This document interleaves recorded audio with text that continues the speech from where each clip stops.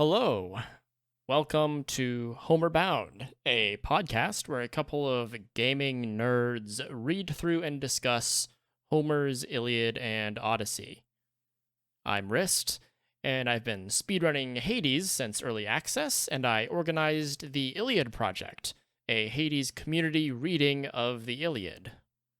I wanted to say a few quick words and make several acknowledgements before the podcast begins. First, this podcast was recorded in late 2021 and is finally being released in early 2024. This delay is the result of numerous life events, technical difficulties, and classic project management issues. But since we're discussing a hundreds of years old text, the delay shouldn't cause this podcast to be too untimely. It is worth noting that we may reference numerous, as of now, dated statements or just states of being. Most notably, the fact that Dr. Emily Wilson's translation of the Iliad was not out at the time, although it has been out by now for several months. Second, everyone who's listening is encouraged to read along with us. The episodes are divided into 2 books each, and while we make sure to summarize what we've read so that listeners can keep up with the discussion, we believe you'll get the most out of this podcast if you've read the works beforehand or are reading along during your listen. Third, and lastly, I'd like to offer some thank yous and acknowledgements before we begin in earnest. Most prominently, I'd like to thank my co-host, Llama Pajamas, for her insight and patience throughout the project, which you'll no doubt experience as you listen. I'd also like to extend a special thank you to Dr. Daniel, known online as the Dancing Grad, who lent his considerable expertise and wisdom to every part of the podcast, as a guest in numerous episodes, as a careful responder and critic of our discussions, and as a connection to a good number of our guests. Without his contributions, our conversations wouldn't have nearly the dimension they ended up having. I'd also like to thank our guests as they appear throughout this podcast. Dr. Joel Christensen in episode 5, Dr. Kira Jones in episode 9, Courtney Vinay's in episode 17, and Scott Rubin in episodes 18 and 23, with a special mention to our friend Ananka, who recorded with us for episode 11, but due to technical difficulties, his contributions did not endure. I'd also like to thank Ghosty for creating graphics for this podcast, and to my friend Total Love, who designed the logo and also created numerous graphics. I'd also like to thank Llama's father, who recorded the soothing guitar music you'll be hearing during the opening, closing, and transitions. The audio and production of this podcast were all done and handled by me, Wriste. I'd also like to acknowledge Supergiant Games for creating the 2020 video game Hades, without which this podcast would not be possible.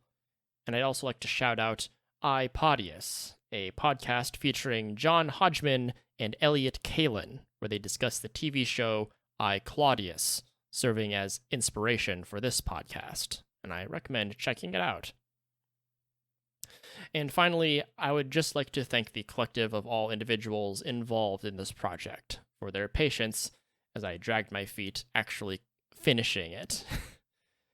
Well, I hope all of you listening will enjoy this journey through the ancient epics, and, I hope you'll all join us, both in the listening and in the reading. See you there.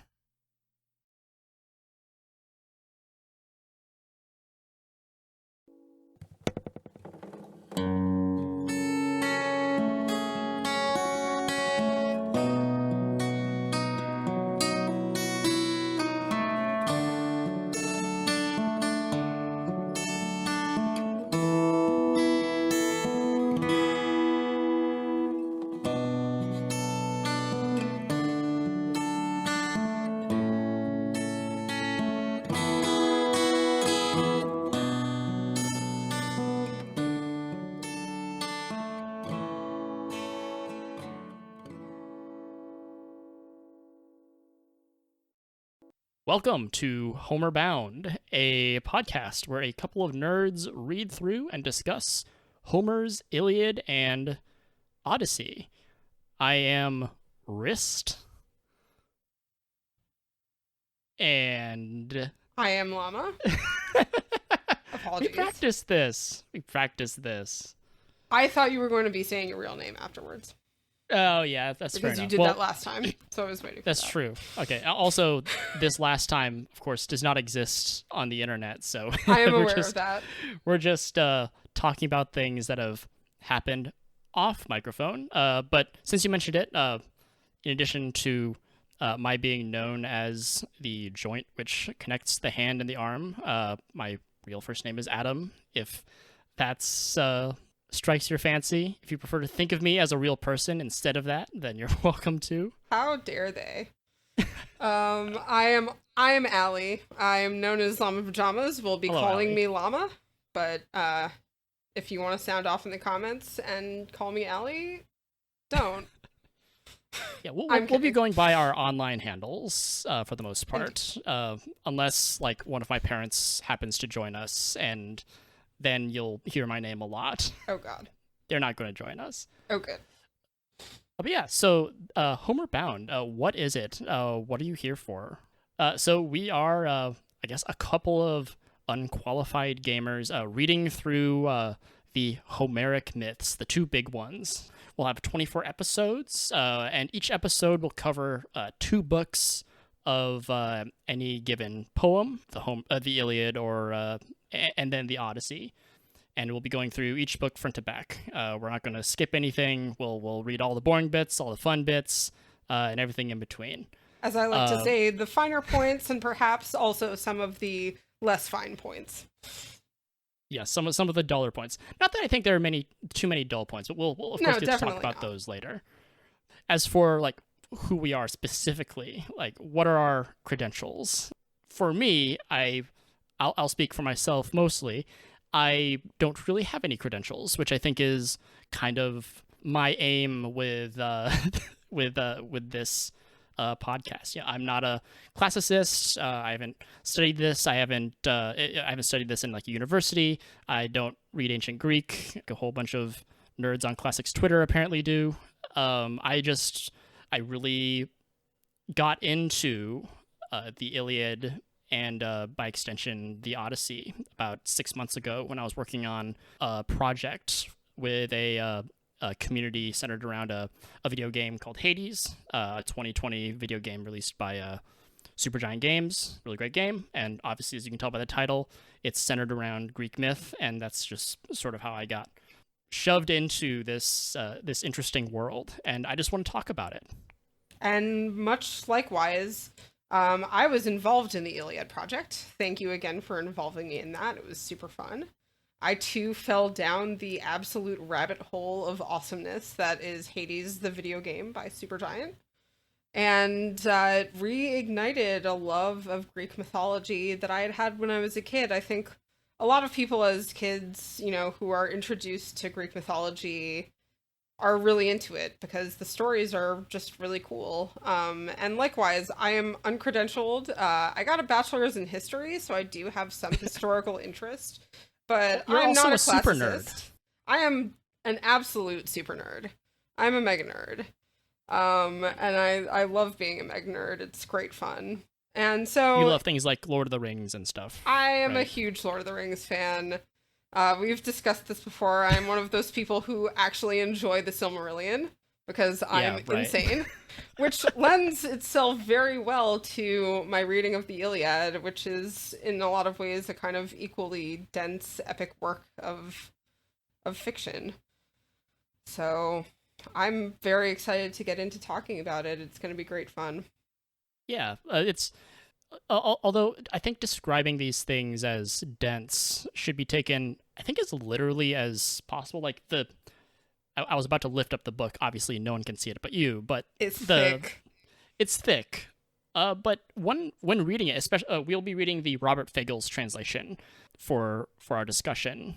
By the way, I'm aware, of course, that there are plenty of others, and I'm sure they're all great. But this is the one I'm most familiar with, and so that's the one we'll be using. When we get to the Odyssey, we'll be reading the Emily Wilson translation. Yes, correct? yes. I keep wanting to call her Mary Wilson, which is incorrect. That's not her name. I had wondered about that because you said it a couple times before, and it was like, huh? But yeah, it's Emily one of those Wilson, wires that gets crossed. It happens to the best of us, and also you. Yes, and also me. But yeah, I personally, I found the reading to be quite easy. There are obviously some like weird things that you have to get used to, and we can talk about those as we get to them. This is obviously not a terribly modern work by any means in terms of language or form. No, not at all. Yeah, but once you sort of get used to it, quite the opposite.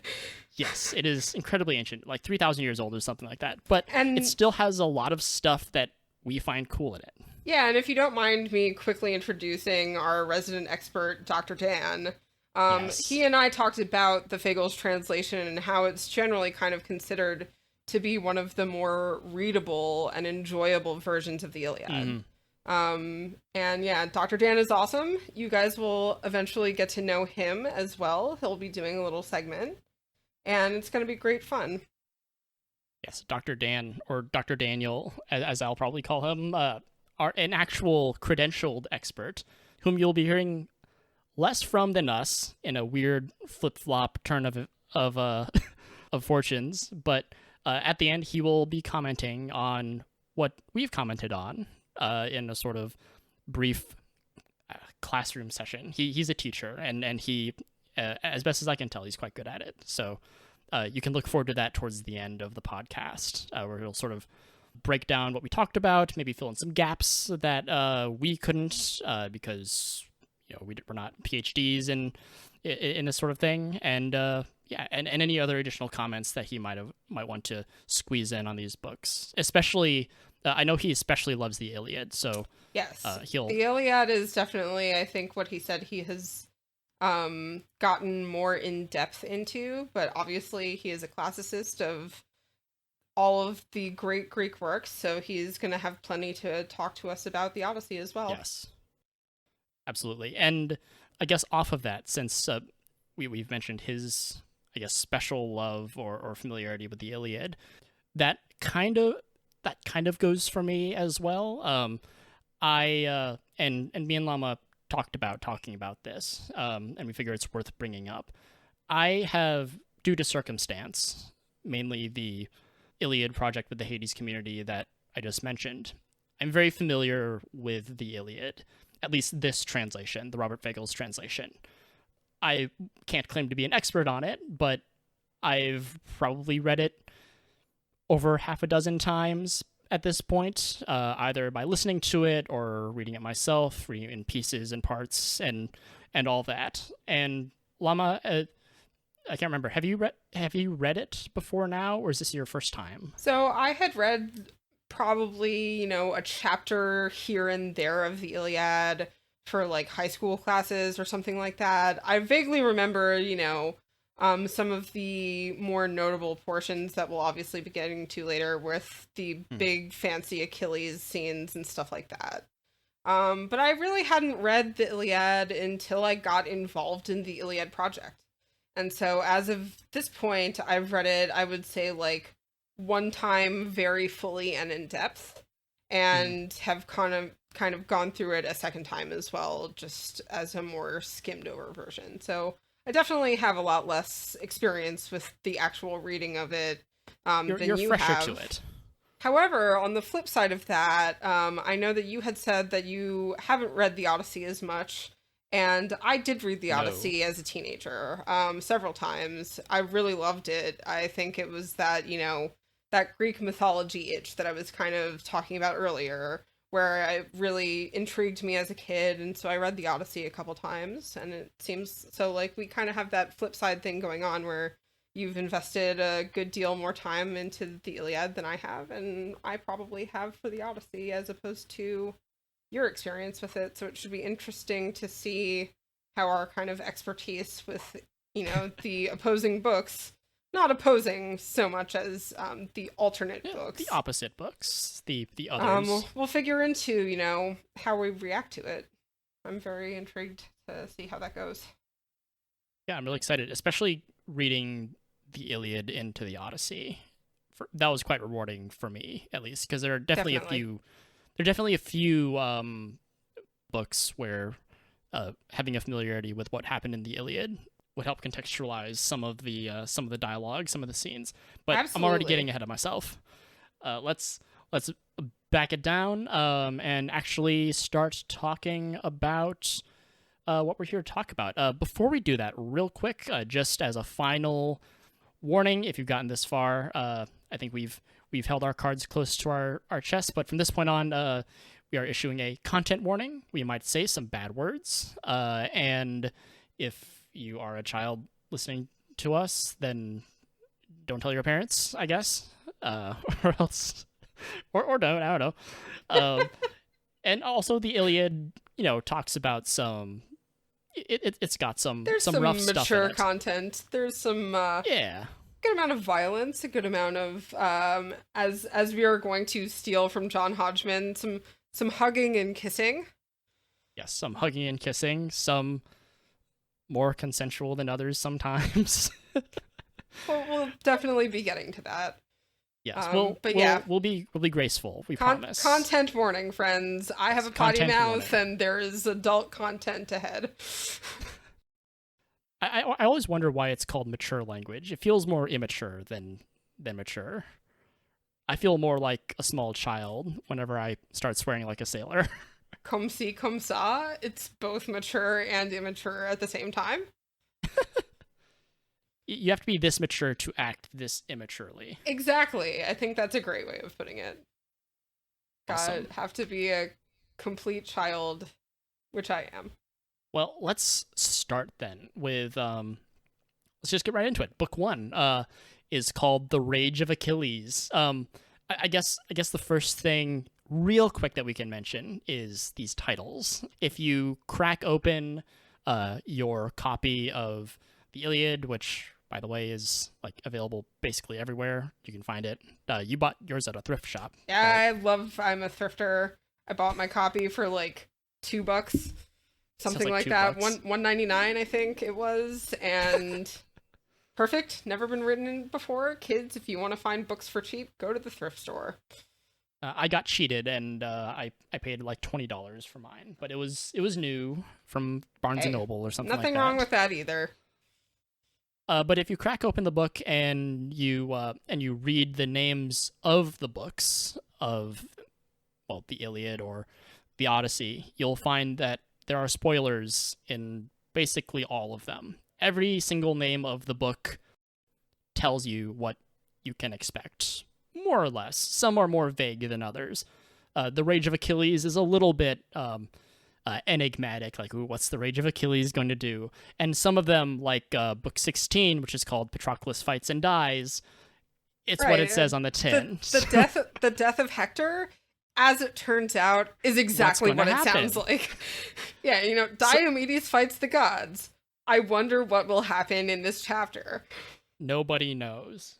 But yeah, the book 1 is called The Rage of Achilles, and I guess I'm going to do the thing that I always sort of mock whenever I talk about the Iliad. If anyone has ever had a world literature class in college or maybe in high school and you studied the Iliad, the first thing your professor is probably going to do is say, all right, class, listen. The first word in the Iliad is the word rage or wrath or something similar. And now I get to do that as well. The very first word is rage in the Fagles translation. I've read others where it's wrath, but it's the same sort of deal. And this kicks off what is called the proem, the first 8 lines of. And it starts with a bang. What is not to love about that? It does though. I mean, the proem is absolutely compelling. Yeah, do we want to read it really quickly? Do you mind? As long as the people at home don't mind, I don't mind I'm reading more through it than real happy quick. to hear this or read it, whichever you see. It sounds I'll like give it you're a read. very excited about reading this, so let's go for that. Just to give some context, we won't be doing just to let people know, we won't be doing too much live reading. I'll spare you that much. I think But some parts of this are really worth being read out loud, and this is yes. very much one of them, so go for it. Yeah, so the first 8 lines of the Iliad are Rage. Goddess, sing the rage of Peleus' son Achilles, murderous, doomed, that cost the Achaeans countless losses, hurling down to the house of death so many sturdy souls, great fighters' souls, but made their bodies carrion, feasts for the dogs and birds, and the will of Zeus was moving toward its end. Begin, Muse, when the two first broke and clashed, Agamemnon, lord of men, and brilliant Achilles. End scene. And there And we now go. we just wonder what on earth could happen in this story. Sorry. Yeah, yeah, and that But is it, the it proem. and then it does and as I said, like it really starts it off with a bang. I think it's an utterly compelling 8 lines. It's very short, but it gives just a sense of gravity, a sense of importance to the beginning of this, very epic tale. And it Yeah, just it's so cool. and just as well, if you were to reword it just a little bit, it could also be the back matter on a book. Absolutely. It's because it sort of gives you what is happening. Uh, One of the things that there's a lot to talk about in the proem. I don't think we have time to dig into every single word, and I don't know if I have the expertise to dig into every single word, either of us. But one thing I would like to focus on is how it casts Achilles. Achilles is pretty well known as the best of the Greeks. If you've heard of like the Achilles heel, he's that guy who was invincible except for his heel. And when we think of Greek heroes or heroes in general, I suppose, we may be inclined to see them as I don't know, at least like okay people, right? Like obviously we expect them to be flawed, but maybe not cast as almost villainously as the proem casts him. Absolutely. I think that like when I think of all the great Greek myths that I read as a kid, you kind of get the image of these people as these like shiny, almost godlike people. Even the humans in these stories are given almost a kind of luster by the way that they're written about. And this is not that.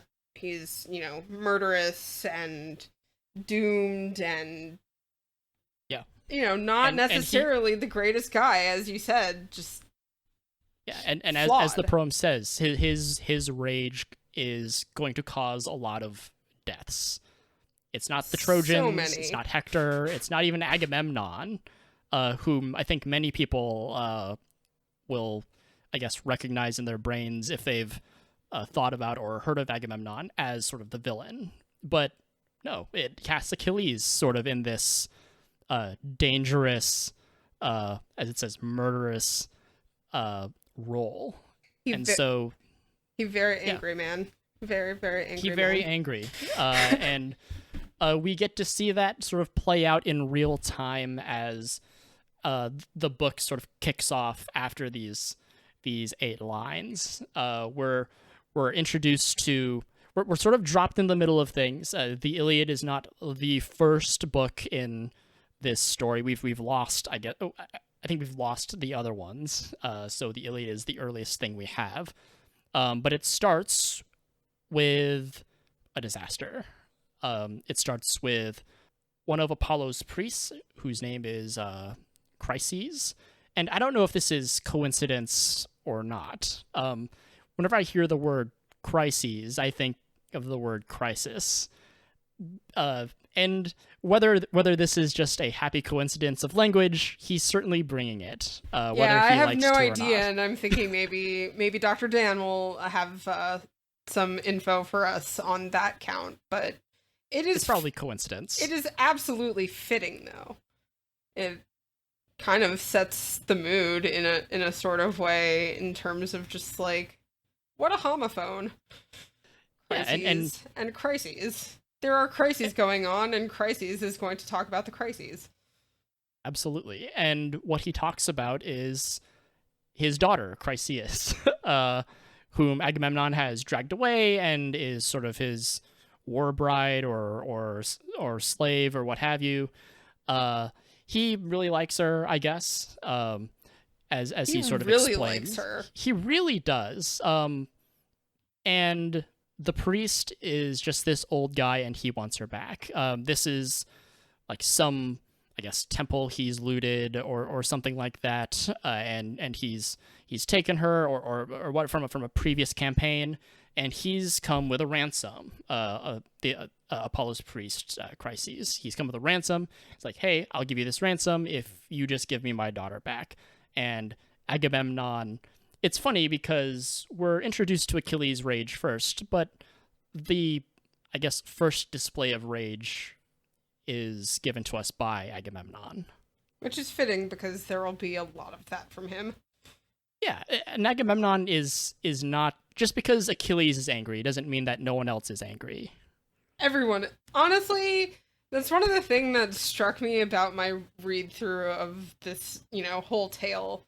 There's a lot of anger going on, and it's wartime, and so that makes sense. But there's so much like angst just laced throughout all of these books, and it is palpable. Yeah, and it's palpable in Agamemnon's response, because he tells him to shove off. He's like, hey, get out of here. I'll kill you if I see you again. I'm not returning your daughter. I'm keeping her. And that's sort of when the crisis happens. Yeah, and then Achilles kind of has that "excuse me, what now" moment. Yeah, well, like so when Chryses leaves, what we get is a little scene where he prays to Apollo, and Apollo answers his prayer. The priest is basically asking for Apollo to get revenge for this slight that he's taken. And so Apollo sends down his arrows, which in this case is disease. Diseases the animals first, and then diseases the humans. I think this goes on for over a week. It does, and don't we all love a good plague? Who doesn't love a good plague? Well, no one loves a good plague. No, that was come on, that was sarcasm. Yeah.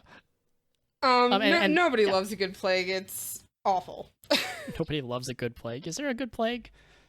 But once this happens, and this is sort of, again, these are the events that sort of kick off what we know as like the Great Trojan War, at least in our own zeitgeist. We get this sort of, we have this problem. This priest has done this thing, and now Apollo is striking the Achaeans, the Argives, the Greeks with disease, and Achilles. We finally get to see Achilles. It's a few pages in, but our sort of main character has shown his face, and he gets a little bit cheeky, doesn't he? He gets, I would say, more than a little bit cheeky. He gets downright just like shady. Well, he pays a visit to their own priest, their own seer. He's not a priest. Their own seer, Calchas, who we'll see sort of scattered around throughout the Iliad. He'll be making some prophecies. He'll be quoted here and there. Achilles knows what's going on. I think everyone knows what's going on, right? It's pretty much a like put two and two together sort of thing, where Agamemnon has clearly offended this priest of Apollo, and now all of a sudden, whoops, there's a plague. So we all know who's caused this. It's a right? very like he who smelt it dealt it kind of situation. And everyone knows who dealt it. It was Agamemnon. Yes, but no one's saying it. No one because no has one wants mentioned to this. piss him off. No. That will soon change. Yes, which is why Achilles is like, "Hey, Calchas, I wonder what's causing all of these problems. Why, like, can you tell us You wouldn't what's know, going would on?" you? He You sort of wouldn't know this puts him in the very hot seat. obvious trigger, would you? Yeah, he throws Calchas directly in the hot seat. And what I really like about Calchas's response is that he says, "Sure, I'll do it, but I'll need protection because if I say this, a very angry, fearsome man will rise against me, and I'll need protection against him." And he goes on like this for a few lines, and it's sort of like if there's a like someone who's committed a crime in a room, and a witness starts describing what sounds like them, like, oh yeah, he had a hat, and he was 6 foot tall, and the guy's like, oh, I'm 6 foot tall, I have a hat, and then finally the person says, oh, he has a mustache, and the person who's listening says, Wait oh, a I don't have a second. mustache. What I'm saying is, it sounds for a moment like Calchas is describing Achilles, and he's very vague about it. He's not like protecting against Agamemnon. He's like, oh yeah, someone really angry is gonna like get fired up, and it'll be dangerous. Eventually he says, it's a king. And Achilles is not a king; he's a prince. Agamemnon is a king, and so that sort of narrows it down. And obviously, he's talking about Agamemnon. But I think as it's being described, especially if you're just listening to it as opposed to reading it, you could sort of trick yourself into thinking that he's actually talking about Achilles, because in a way he is. Right. He ends up pissing off two people who are very powerful and angry. He pisses everyone off. He does not make a lot of people happy with this description. But you're not wrong in that, like, the description is kind of one of those where all squares are rectangles, but not all rectangles are squares. And in this case, he's describing a certain type of rectangle, and then it might be Achilles, but it's not. It's Agamemnon. Nice. Ignore my terrible criminal witness analogy. That was I was spitballing right on the spot. No, you know what? I got it. We got there. It's a good try. We got there. Okay, we got there. What I like in this little section, and it's not necessarily pertaining to exactly what we were talking about, but Achilles, as this is going on, starts getting into describing Briseis and talks about like how much more he likes her than his wife. And Agamemnon? Agamemnon talking about Chryseis, right? Isn't this Achilles? No, this is Agamemnon. Oh man, where he's specifically he's very explicit about how much he doesn't want to give up Chryseis. Let me preface this by saying there are a lot of characters there in these books. Sure. I will get confused. It will happen. It has already happened. It's good though. No, so you are right. This is Agamemnon talking about Chryseis and how much he prefers her to his own wife.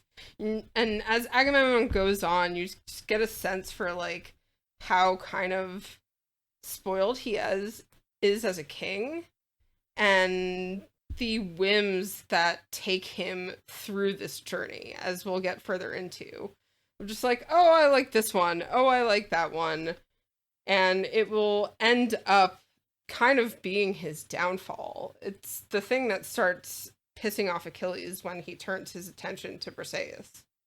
Yeah, well, so it's not so much a flight of whimsy that causes him to light upon Achilles' war bride, or what have you, Briseis. I'll call her Briseis because that's how I just Is that see how it in it my is head. in the? I actually don't remember. I'm going to call her Briseis. You can call her Okay, cool. Briseis. We'll probably be butchering some names as we go I will on. definitely be butchering names. But yeah, so cashing in on what the proem predicts, Agamemnon and Achilles break and clash, and once the cause of all this plague has been revealed, Agamemnon sort of reluctantly agrees to, okay, I'll make this right. I'll send Chryseis over to her father, and I'll send sacrifices because he has to appease Apollo as well. But in return, he's going to take Achilles' prize, Briseis, as we just mentioned. And sorry, go on. Well, I was going to say part of why I did refer to it as almost kind of these whims of fancy is when Agamemnon is talking, I always get this feeling that he's like a kid. And he's like, well, you took mine, so I'm taking yours. And to me, like, I know it's more calculated than that, and it definitely does end up being that, but it does just feel like a kid kind of striking in this moment of like, you took my thing, so I'm taking your thing. I'm pissed. And Achilles even calls him the most grasping man alive, which right, is a very interesting choice of words. One of my margin notes is, quality insults. I wrote down in the margins, these are some seriously quality insults. Staggering drunk with your dog's eyes and your fawn's heart. Like, man, Achilles knows how to throw words. Yeah, absolutely. And they do so for Achilles and Agamemnon for a few pages, quite a few lines. It's great. It's worth noting that, and this is sort of extra textual stuff, that Agamemnon isn't just doing this because he feels like it. I mean, he is, in one sense. In another sense, we have to remember that Agamemnon is the king. He is the Lord of Men, Agamemnon. He is the ruler of the Greeks. He is the greatest of men. And that is sort of what he has to... That's his station. He is set above all the other kings that he leads.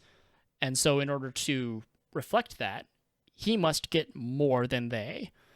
If he doesn't, then he is no longer getting the honors that his station demands. If he is the greatest, then he must get the most, even if he didn't, say, fight in one of the battles. He still must take his prize.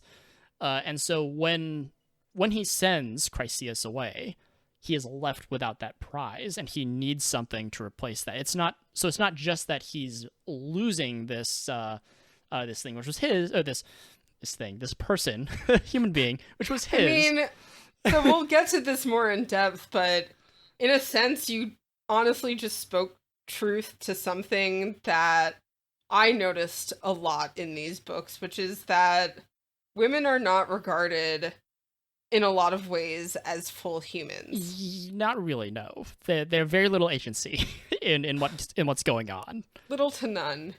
And it's just kind of typical, of the time that this was written in.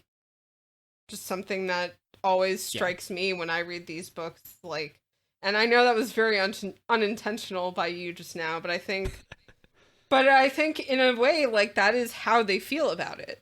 Like, it's not about the woman. It's definitely it's how not about treated. any of her virtues. It's about the honor of the situation. And Agamemnon having his thing taken from him. In this case, that thing is actually a human woman who is actually a person. Let's just throw that out there. Women absolutely are indeed people. I will still probably sometimes refer to them in an objectified way. I do not mean to actually objectify them. It's just how they're passed around. It's true. It sucks. We'll see a slightly brighter representation of women in the Odyssey, especially in the translation that we have. But until then, we'll have to sort of slog through and hold our nose on this particular matter. Or maybe we won't hold our nose. Maybe we'll get honestly, the chance to talk about it I think it's just like times. it's something worth noting. It's an unfortunate reality of history that oftentimes women were regarded as the lesser, of the two sexes, and it reflects in not just these literary works, but in so many of them, that it's an unavoidable subject. And we can, and there will absolutely be at least a couple books where we can return to this subject. Books 3 and 6 are coming to mind, but again, I'm getting ahead of myself. So yeah, back to women as things. Agamemnon has lost his prize, and so not having this, he must have another one, and it's difficult to say if Agamemnon has chosen Achilles' prize because he has a special preference for her, or if Agamemnon is just being an asshole, or he's putting Achilles in his place because Achilles is sort of the one who's openly insulting him in front of his men. And so I guess he has to do something. And he even says this sort of thing later where he basically says, I'm the best. I am the absolute greatest, and I'm a better man than you, Achilles. And so taking his stuff is very much an assertion of that. And that's what's happening. So it's, on one hand, yeah, it is sort of a as you described, kind of childish playground rules, sort of, you took my stick, so I'll take your stick, or whatever, or I rule the swing set. I get to decide who swings. It really feels like that to me. I kept on reading these books, just being like, God, Agamemnon is just like it's a grown-up version of that. The bully on the playground that's like, you have a shiny thing and now it's mine because I'm better. Yeah, and as I said, he expresses this explicitly, where he's like, I am the best. And he really has a very high opinion of himself. Well, it will become evident as things go on that not as many people share this high opinion. So I do want to say, he does. As a quick comment on Agamemnon, I actually don't know how high an opinion he really has of himself. I think he has to show that people should have a high opinion of him. But there are a lot of moments of what feels like deep insecurity, like especially oh, absolutely, when he says I'm the best, that screams insecurity to me. Where he's sort of he has this station, but he feels it's always a moment away from slipping from his grasp, and I think we'll encounter some of that kind of almost desperation in future instances. Absolutely. There's a huge amount of insecurity, and it really comes through in a lot of the passages, coming straight from his mouth. But it really does genuinely seem to me, though, he really does think he's the shit. He is so wrapped up in, and a lot of it comes from this, as you're talking about, this position of upholding his honor and upholding his image as a very grand, regal king. But in the same vein, and obviously I'm trying to keep this as much as we can to the book that we're talking about, but Priam, who is also a great king, doesn't give as much of that impression off to me. And it comes back to that argument of, someone who must say that they are amazing and the best is often not. And the person, people who are put into positions of power not through their own machinations are often the ones that belong there the most. And I wonder, to a degree, as we read through this, how much it will seem like people feel like Agamemnon deserves to be king, because I feel like there are shades of that as well. Yeah, we'll absolutely encounter some of those problems. And I think you get some of that in here with Achilles just roasting him. Absolutely reading him to filth. Yeah, and we'll see some of that in the next book as well. Stay tuned for book 2 in this episode. Before we move on from this section, I do want to highlight that Achilles does it's not just words that he works with. He's also a man of action. And so he very briefly considered whether he should just kill Agamemnon right then and there. To the point where Athena had to drop down and say, whoa, whoa, whoa, whoa, whoa, whoa, whoa, whoa, whoa, whoa, let's hold on a minute here. Without showing my hand too much, I want to highlight this part because it'll be important for much, much later in the Iliad, where we'll sort of get to see how Achilles changes as a character. But for now, just take note that in order to stop him from doing something so outrageous, a god had to intervene. Not only that, but as he, like, she tells him to chill out and stand down, and this is one of my favorite lines of this book, and I start it in my copy of it. He replies to her, "If a man obeys the gods, they're quick to hear his prayers." That comes into play so much. Yeah, I guess I'd forgotten about that line. No, it's true. It's true. That one stuck out to me. I read this first chapter a few times over just because I think reading the opening to a great work like this says a lot about the things that are to come.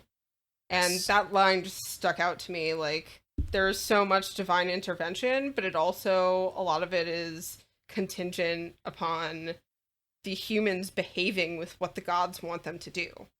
And when they don't do that, the gods get mighty, mighty pissed off. Yeah, absolutely. And as you said, we'll see sort of some of that paying off later in the book. I guess moving past this section, where Achilles sort of agrees to stand down, and Agamemnon's like, "All right, send Chryseis over, sacrifice." It was like 100 bulls or oxen or something like that, to appease Apollo. Agamemnon insists that he takes Briseis. In their not so civil exchange, Achilles does not, of course, necessarily agree to this arrangement, but Agamemnon just sort of decides, because, that's what he can do as king. I can make this decision, and you can't really do anything about it. Ha ha ha ha ha. And that's sort of what Agamemnon does. He sends a couple heralds. I don't know what heralds actually are. They're not named Herald. They're heralds with an E. Is it? I think it's. I'm trying to remember this off the top of my head. I think it's like Talthybius and Eurybates. That's gonna be my guess. I think that's okay. the name or the names of the. But these two sort of do the thing. They do the thing that Agamemnon told them to do, and this part I think is worth highlighting as well. These two come up to Achilles' camp, or his ship, or what have you, and Achilles greets them. He greets them as friends. He says, "Hail, good friends, you have nothing to fear of me. My quarrel is with Agamemnon," and he gives up Briseis in kind of a weird little scene where he's very cordial. He's very cordial to the two heralds, and at the same time he manages to still be insulting Agamemnon, which I have like such deep respect for. Yes. He does follow it up with, at the very end of this, like, he lacks the sense to see a day behind, a day ahead, and safeguard the Achaeans. Like, he's just like, this guy sucks. Take her, fine. I'm cool with this. Yes. You take her. I know this is not your fault. It's like when you go to a store and, like, the person has to make the credit card offer to you and you say no, but you're like, that they have to do that part because their manager is going to be, like, on their ass about it. That's what this feels like. He's just like, yeah, I know you had to do this. I know it was not your choice. You're just doing your job. You're just doing your job. And yeah, he gives up Briseis, and she sort of shuffles away. She's described as going reluctantly. Yeah, and he gets Patty to, and this is also, we're introduced to Patroclus. Will probably be bouncing back and forth between those two pronunciations. I pronounce it Patroclus because I like the rhythm of where the emphasis lands. And I am perpetually confused about which one I like. I kind of like them both. And Achilles, like, weeps upon her leaving. And you get this sense for Yeah, yeah. how much he likes her, and I keep wondering where did this come from? What made him choose her as his prize, and how did he form such a deep attachment with her? It fascinates me. The answer probably lies in books that we've lost, or it lies in books that I haven't read. Very well could be. Yeah. But this was sort of my first impression of how Achilles handles this scene, what you've just described. But I want to push against that just a little bit, because he's sort of lying. He's almost exactly lying, and in a sort of intentionally or unintentionally ironic way, because he is either unable to see what he will do next, or he's just saying that to these two people. And he does know what he's going to do next, because the next thing he does is complain to his mom, Thetis, who all strong men do. Yes, I do want to say there's a lot of man crying in this story, and in the Odyssey as well. There's a lot of men just weeping openly, which honestly is almost kind of refreshing to me, that there's almost a lot of emotional awareness in these men. They're very sensitive. They're very emotionally sensitive, and that manifests in how they express it, which is usually again through crying or long speeches, and stuff like that. Which, I mean, we just talked about the treatment of women, and but that feels a little bit progressive. I know, right? It's by today's standards. It was a surprise to me. I didn't remember anything like that. Again, obviously, I've read this less, but I kind of remember flipping through these pages and being like, huh, there's a lot of actual dudes emotion crying coming out of these men. That seems not like something I would have expected, and especially for something that's such a war novel. Yeah. That there's so much emotion. Yeah, and it's not relegated to war necessarily, because I think there's a lot of that in the Odyssey as well. Yeah, absolutely. So it's not just the extenuating circumstances that they're in that allow this. It appears to be something that there's a sort of emotional freedom for that to happen, which, yeah, it's small, but it's interesting. But yeah, off of that, Achilles does cry to his mom, and he makes a request which sort of contradicts what he told those two heralds. He says, go to Zeus and have him basically glorify me over Agamemnon, because I'm not going to fight. And let me see if I can find the exact line. Sorry for the And as you're doing that, I'll just talk Um, about this a little bit, because one of the margin notes that I wrote down was when he's talking to his mother, is he basically recalls an incident where she basically saved Zeus's ass. And yes, in Jesus so leverage. in so many words, he basically says, Zeus owes you one. So now make him do this for me, because Yes. I am pissed off at Agamemnon. He has taken my pretty lady. Yes, call in your favor, Mom, to Father Zeus. Grasp his knees. I love the grasp his knees. Yeah, there's a lot of knee grasping, which I guess is sort of a sign of, I don't know, subjugation or something like that. Yeah, I would love to know where that actually comes from. It always kind of tickled me whenever I saw it. It was grasp his knees. Grasp his knees? It appears to be something that people just do when they really need something from you, or if they're begging you, if they're for us it'd be getting on our knees and clasping our hands. This would and the mental image of it makes a lot of sense. Mm-hmm. It's there's a lot of physicality about it. It's very you are touching them. Yes. Yeah. This is what he asks her to have Zeus do. Persuade him somehow to help the Trojan cause, to pin the Achaeans back against their ships, trap them round the bay, and mow them down, so all can reap the benefits of their king. And what I He love explicitly also, asks for the deaths of his comrades. yeah, and what I love is right after this, his mother replies to him, "Oh, my son, my sorrow, why did I ever bear you? All I bore was doom." That is so heavy. Like, telling your kid, "Why did Yeah. I ever have you? All I did was bring doom into the world." I think they both express similar Well, yeah, feelings because, about I mean, Achilles has a that. very great sense of his own fate and constantly kind of harps on, like, yeah, I know I'm going to have this really short life. And Thetis is like, yeah, you're going to have a really short life. And everyone Mhm. is in agreement that he's going to have a very short life. And Yes. it just brings this, like, there's always, whenever Achilles and Thetis are talking to each other or Achilles is pondering his fate, there's this just cloud hanging over him. And he can feel Yes. it. And everyone can kind of feel it. People remark on it in these books all the time. But I just Especially later love in the that Iliad. line, "My sorrow, why did I ever bear you?" Holy crap. Thetis uh is a very interesting character, and we'll see sort of more.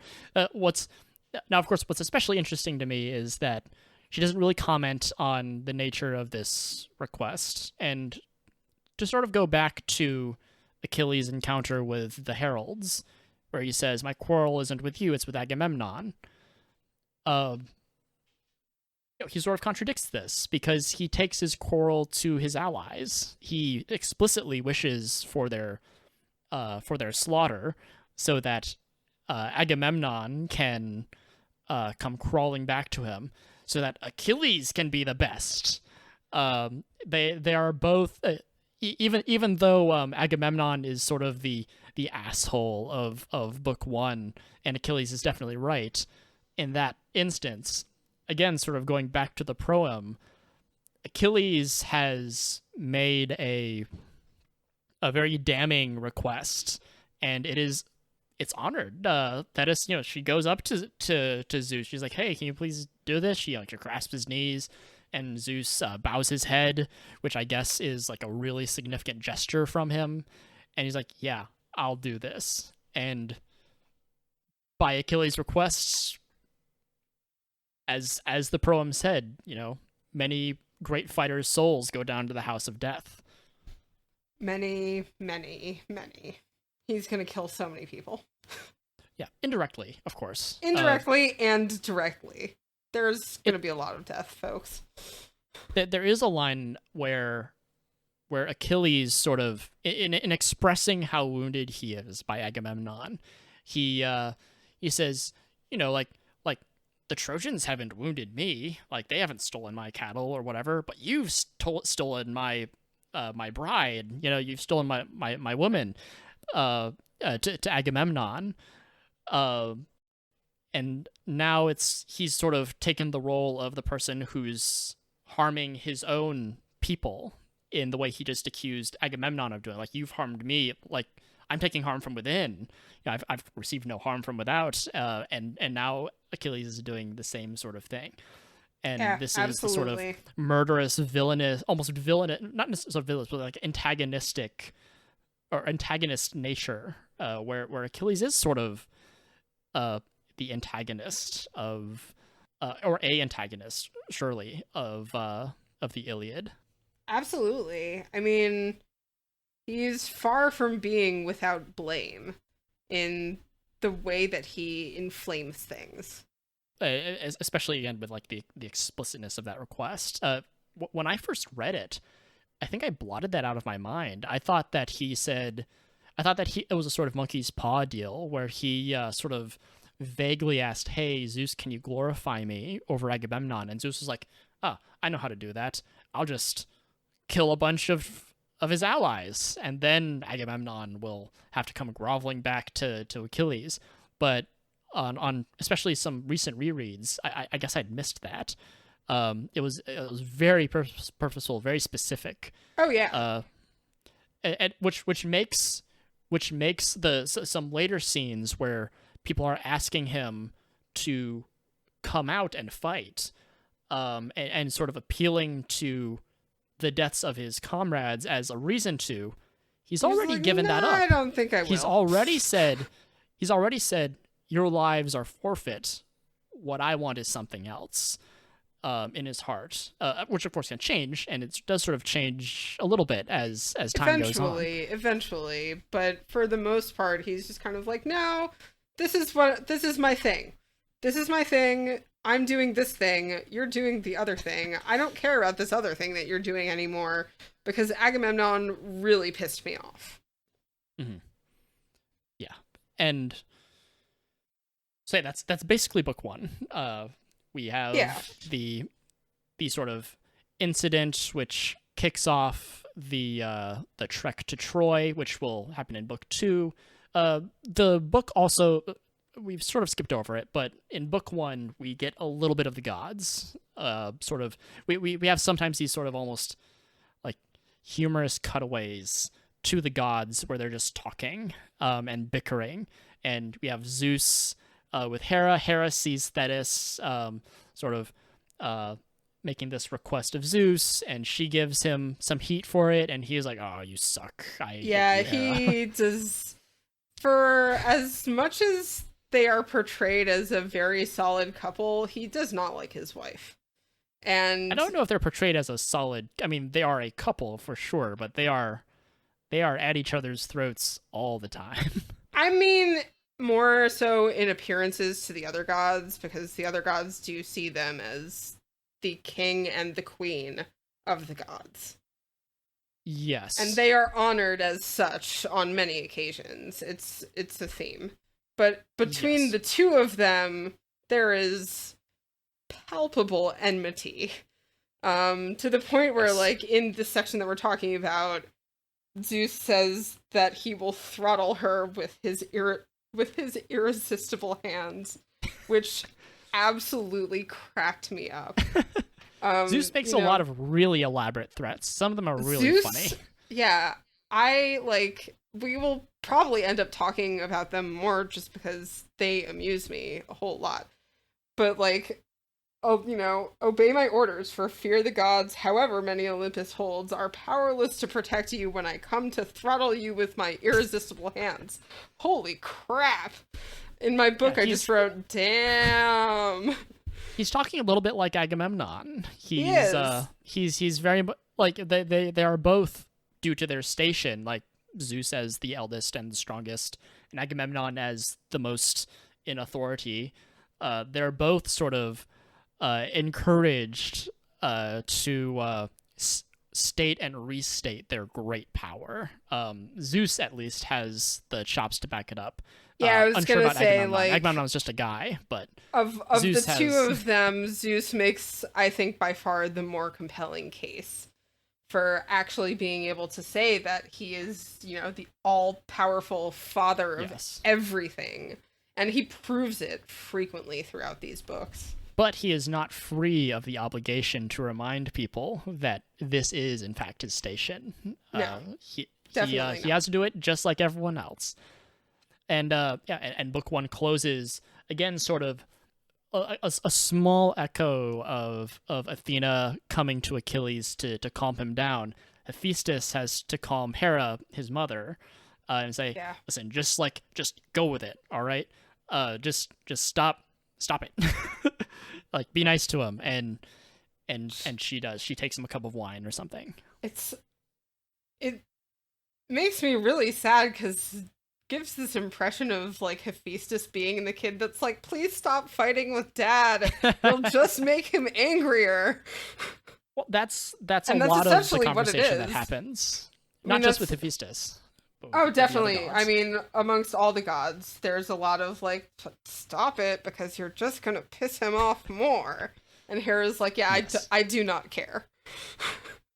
It is worth noting also really quickly that one of the reasons why Hera is sort of pissed at Zeus is because Zeus favors the Trojans, while Hera herself favors the Achaeans, the Greeks, the army that Agamemnon leads. So there is a sort of, sort of sports team rivalry between the gods as well, where they have their favorite group for one reason or another. Absolutely. and it comes into play a whole lot.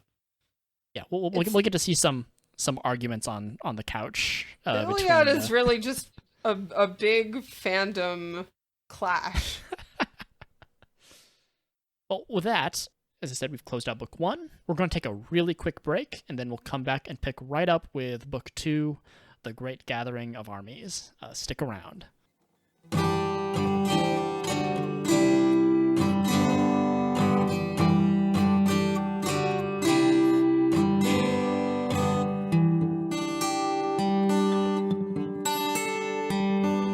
Hello, dear listener.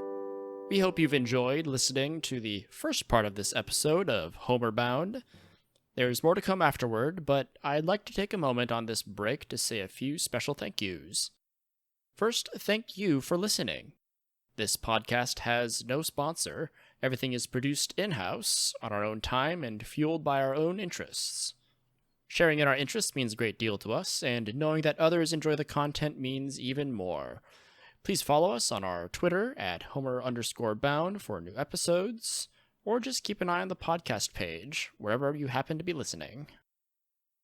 I'd like to give another special thank you to my friend Llama for hosting the show with me, and I'd like to thank the composer and performer of the music you've been hearing during the transitions, who has said he'd like to be known simply as Llama's father. Thank you, Llama's father. I'd also like to thank Bubbo for her contributions to the audio, Webs2D for some original art, and Total Love for additional art and graphic design, and Ghosty also for additional graphic design.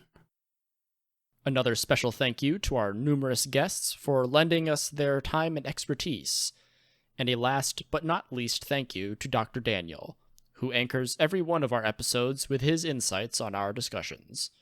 We appreciate his time and energy, and we encourage you to stick around at the end of the episode to make sure you hear what he has to say. Please consider reading along with us as you listen. We are reading the Robert Fagles translation, and while reading the text isn't necessary for you to follow along, you'll likely get more out of the discussions if you have. Feel free to pause and return later if you wish to do so. Okay, thanks for sticking through our break. I'll give it back to me and Llama on Homer Bound.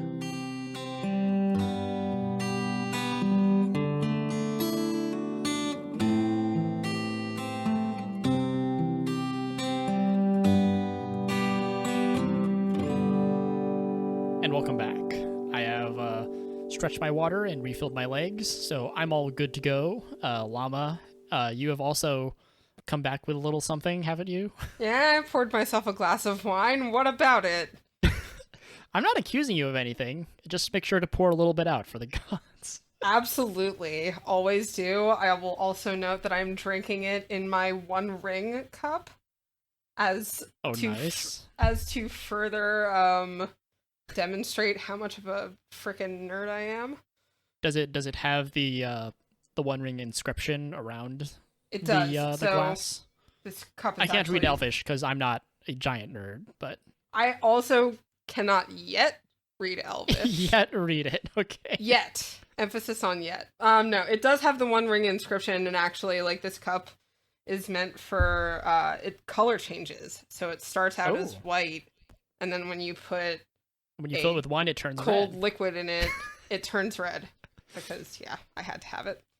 Nice. But yeah, I figured, the further we get into these books, the more they talk about feasts and wine and all sorts of wonderful things and the slaughter of...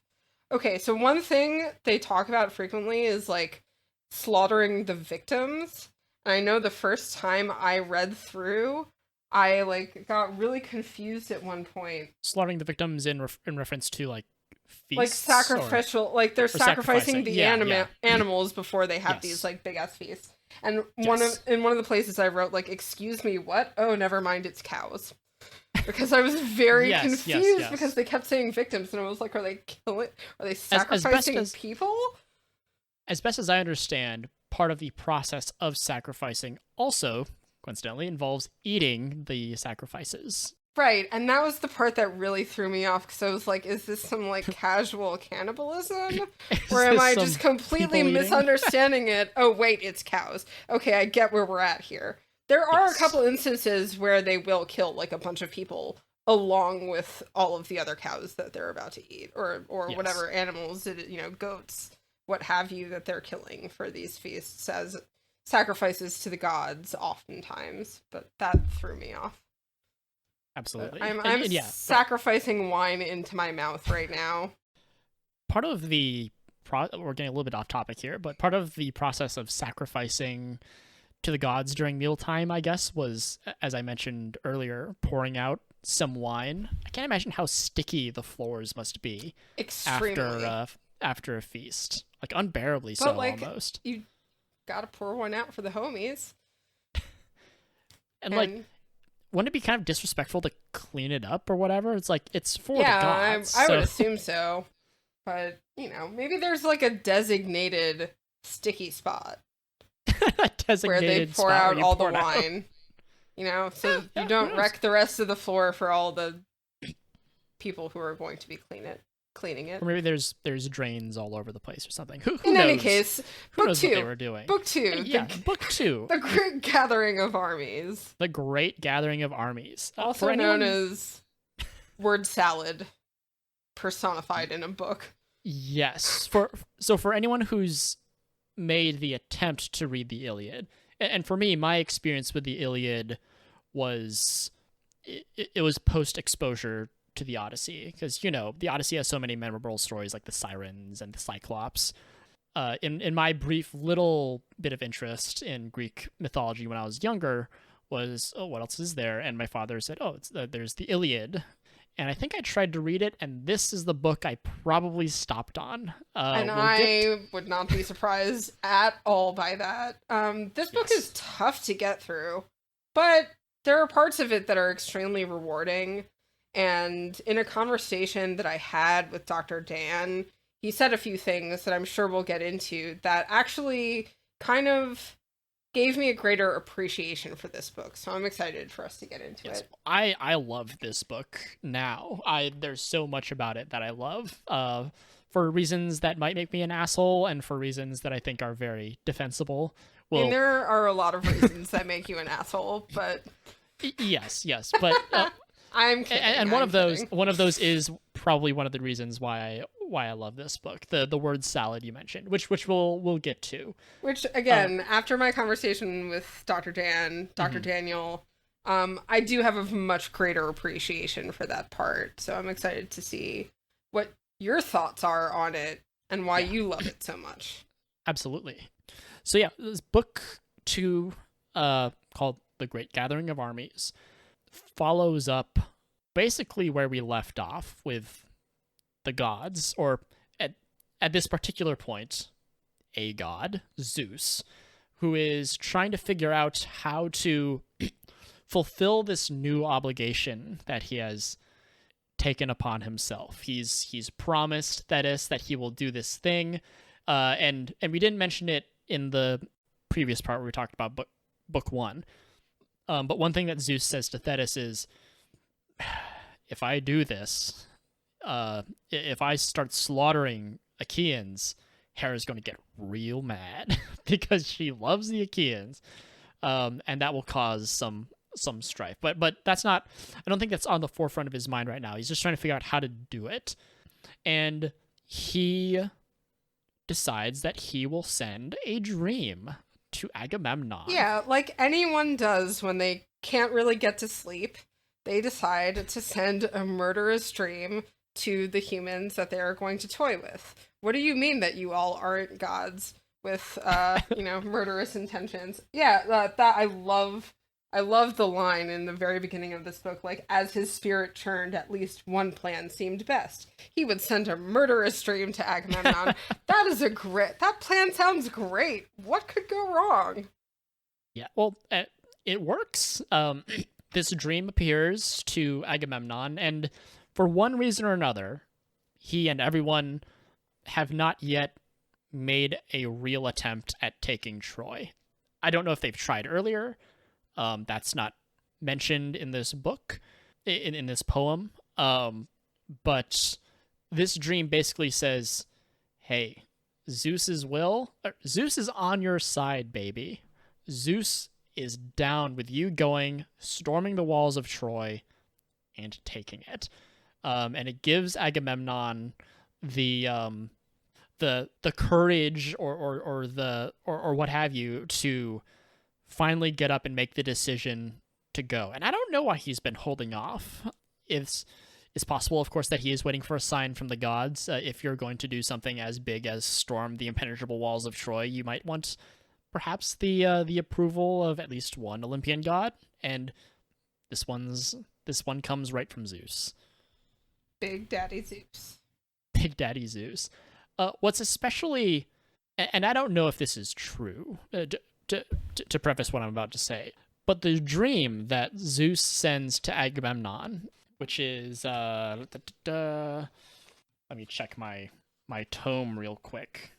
We'll be probably, I think, referring to our books quite a bit because, as Yes. we said in the beginning, like, there's a lot of material packed into these, and at least for my little brain, it can all get rather confusing. Yes. So when Zeus sends this dream along, he says, "Go, murderous dream, to the fast Achaean ships. And once you reach Agamemnon's shelter, rouse him, order him word for word exactly as I command. Tell Atrides to arm his long-haired Achaeans to attack at once, full force. Now he can take the broad streets of Troy. The immortal gods who hold Olympus clash no more. Hera's appeals have brought them round, and all agree. Griefs are about to crush the men of Troy." And that is the message that Zeus sends him. So it's not just Zeus, it's all the gods of Olympus, which is obviously huge lie. This is not true. We've seen this in the previous book, in case there's any ambiguity. Hera is not bringing anyone round to Zeus's side. She is, in fact, haranguing him at all fronts, endlessly, with her own little group of gods who feel the same way, which we'll see a bit more of. Very much to his constant annoyance. So yeah, this is a lie. This is just a straight up lie that Zeus has sent to Agamemnon, like, go get him. But And Agamemnon, I think even further from being a lie, it's a ruse. yeah, It's a move in chess, honestly. And a lot of times when I was reading the Iliad, I was thinking, like, this is just a chess game that in a lot of ways Zeus is almost playing against himself. Which is not to say that the other gods aren't also playing against him, but when it comes down to it, he's really making all the moves. Yeah, that's an interesting way of putting it. Especially since, so one thing that I think makes Zeus a little bit interesting, and again we'll see more of this as the story goes on, is that he has a lot of obligations. He has this power. He is like the strongest of the Olympians. He is the firstborn, whatever. But this comes with its own problems. He has to deal with his terrible family, and they are terrible. And they are terrible. And sometimes justified, sometimes not justified, regardless. And not only that, Zeus has to uphold these commitments that he's made. He's made this commitment to Thetis, and now he has to honor it. There's something binding about, again, like when he bows his head, that's how like you have his word. And we'll learn a little bit later that he's also promised the Achaeans victory over Troy, which again, it comes a little bit later in the book. But already, as you said, he's sort of playing against himself, where he has these two seemingly conflicting ends. He has to cripple the Achaean army at the whim of Achilles, due to his promise to Thetis, and due to a prophecy that he delivered. And Agamemnon said that Zeus bowed his head. I don't know when this was, but presumably this is true. He will also give Troy to the Achaeans eventually. But Zeus has a lot on his plate. And so, as I said, he sort of kicked off this chess game against himself with this dream. And what I was going to say earlier is that this dream is repeated verbatim 3 times in the span of less than 100 lines. The first instance of the dream is, which I read just before, happens on line 11, and the third instance happens on line 70, where different characters sort of Well, isn't it? It's like deliver it. Zeus, the dream, and then Agamemnon. Yes, correct? Zeus gives the orders to the dream goes to Agamemnon and tells him basically exactly what I just read, word for word, almost. And then Agamemnon plays a little game of telephone. Yes, and Agamemnon finally delivers it to Nestor, who we didn't mention in the last book because he kind of just shows up and he tries to sort of make peace between Achilles and Agamemnon, but it doesn't really work because they're two hotheads. But Nestor is the old charioteer who on whom Agamemnon relies for counsel. And he will figure in the Iliad hugely. He is a constant... I like to call him like presence. Nestor, the voice of reason, because that is what he ends up being a lot of the time. He kind of intervenes and is like, whoa, whoa, whoa, whoa, whoa, let's all calm down here. Yes. And then no one listens to him. Well, sometimes they listen. Agamemnon is actually really good about listening to Nestor. That much I'll give Agamemnon, and I think he deserves a little nod of recognition for. He tends to listen to Nestor quite a bit, which again sort of supports how I sort of view Agamemnon, which is as someone who's sort of lacks that self-confidence to make his own decision. Yeah, and I think which is that fine. Nestor in this is case. almost that voice of like more reasoned conscience for him in a way. Yes, almost in, again, getting kind of ahead of ourselves, but Nestor is to Agamemnon almost maybe what Patroclus is to Achilles, operating as sort of voices of good reason or good advice. Yeah, I think you're right about that to an extent, although I think, Could be. Well, I mean, obviously the Patroclus. differences between Patroclus and Nestor are myriad. And yes. Patroclus, I think, takes a very different role in Achilles' life than Nestor does to Agamemnon. But in the sense that they're a voice of reason, I totally agree with you. They're kind of that voice to temper the more irascible people in their life and kind of bring them a little bit more back down to earth, if you would. And that's a very important thing because these guys are crazy. Yeah, much of what Nestor says sort of brings around what might be poor decisions and brings them into sort of like, this is good sense. This is what you should really do. Even if it's not the most brilliant idea, people listen to him. Whereas, ironically, they might not listen to Agamemnon or they might doubt him, but they won't doubt an old man, which Nestor is, and he reminds people of a lot. Nestor is very old, and he wishes he was young. In my day. There's a lot of back in my day with Nestor. There's a whole lot of that. We love Nestor. Nestor is fantastic. Nestor's a cool guy.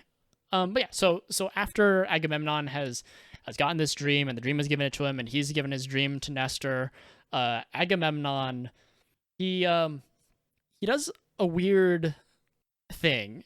He chooses to, I guess, test his troops, test their resolve. Also, by the way, there's a great couple lines where he's delivering. This is when he's delivering his dream to Nestor. These are not subsequent lines, but the line leading into what he says is like Agamemnon delivers his foolproof plan. Oh, and it's just summoning them together there, try to set forth his cunning foolproof plan. And next to that, I actually wrote, sure. Yeah, and the poet kind of does exactly what you said, because at the end of it, it says, so much for his foolproof plan, or whatever. Because it's not even really a plan. It's just, we should go now. That's... Yeah. It reads as a comedic moment, and there's a lot of comedy in the Iliad, so we'll try to point those out as we find them. There's so much. I will say that's one of the things that struck me while reading the Iliad was like how often I was just cracking up because of all of the like patently hilarious things that happen throughout. It's It's in a lot of ways kind of a comedy of errors. Yeah, in a way. Although some of these errors are, yeah, like Agamemnon listening to this dream, for example. Why would you distrust a dream like this? It is also funny because the dream shows up to him as Nestor, just to Yeah, it does. sort of cut against what we just said, where Nestor is the voice of reason. This time it's the voice of doom. Yeah, and then Nestor, it's hilarious. Agamemnon wakes up and he's like, "Let me tell you what you just told me." exactly. But yeah, I'm really as I excited said, about this. yeah, and as I said, he follows this after talking to Nestor, of course. Actually, this is while he's talking to Nestor. He says, "Okay, I'm going to test my troops in what he describes as like this is something that is tradition or something. I'm going to test the resolve of my troops." And he tests their resolve by, he gets their attention. He stands up and everyone's listening, everyone's silent, and he says, "Guys, Zeus lied to us. We were never meant to take the streets of Troy. We better cut and run, leave, get out of here." And his test, of course, is to see like how people will react. Who will stand their ground. The only person he tells about this test is Nestor. But when he does this, just everyone beats it. They beat it for the ship. Yeah, So well, predictably, these troops who have been fighting for 10 years now or something are all just like, going home sounds great. Let's do that. Hell yeah. Well, they've been on the road, for lack of a better word, for 9 years. They haven't seen their family, their wives, their children. We know that Odysseus left his son Telemachus when he was I think a baby or a very small boy, and he doesn't see him until that amount of time that's passed is not something that's obvious or as obvious to the reader, just because I think again we're missing the stuff that comes before, but they've been out for a while. Yeah, they've been gone from home. They're all missing it. They're missing their wives, their kids, the comforts of home, and they take the bait readily, easily.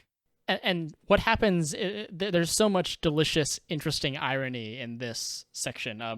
Line 130, where Agamemnon says, "Cronus' son has trapped me in madness, blinding ruin." He thinks he's lying, but actually he's correct.